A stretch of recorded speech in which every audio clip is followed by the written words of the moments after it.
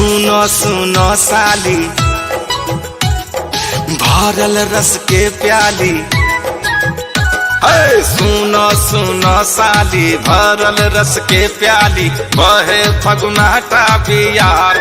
चलो हे साली लूटल जय फगुआ बहार, चलो हे साली लूटल जय फगुआ बहार। सुनो सुनो जीजा करी हो नैना तीजा, सुनो सुनो जीजा करी हो नैना तीजा, बहे फगुनाटा बियार। चलो हो जीजा लूटल जय फगुआ बहार, चलो हो जीजा लूटल जय फगुआ बहार। चलो हे साली लूटल जय फगुआ बहार।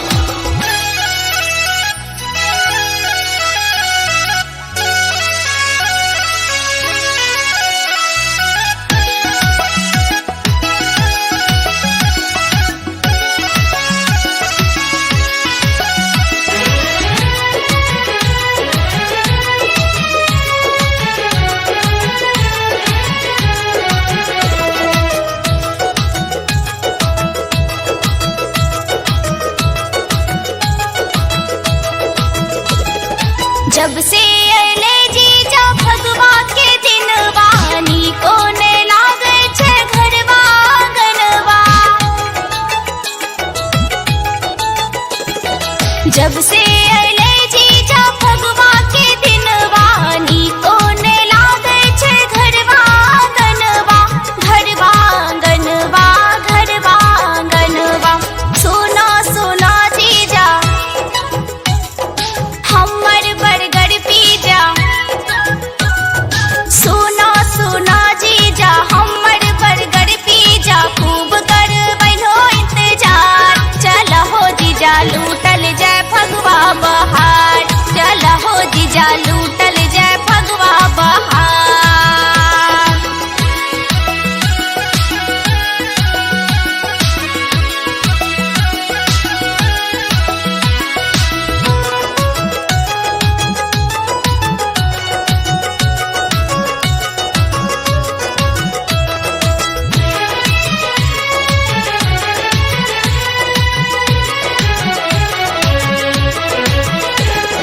आवी गेलो हम करी तैयारी, असल जीजा तो हर छैला बिहारी।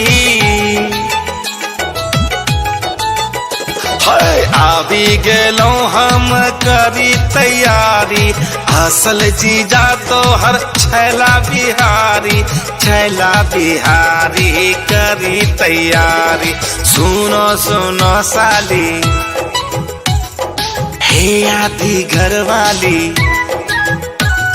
सुनो सुनो साली हे आधी घरवाली, खेल के करो जोगाड़।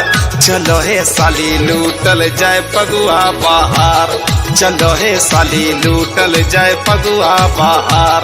चलो हो जीजा लूटल जय फगुआ बहार, चलो हे साली लूटल जय फगुआ बहार, चलो हे साली लूटल जय फगुआ बहार, चलो हे साली लूटल जय फगुआ बहार।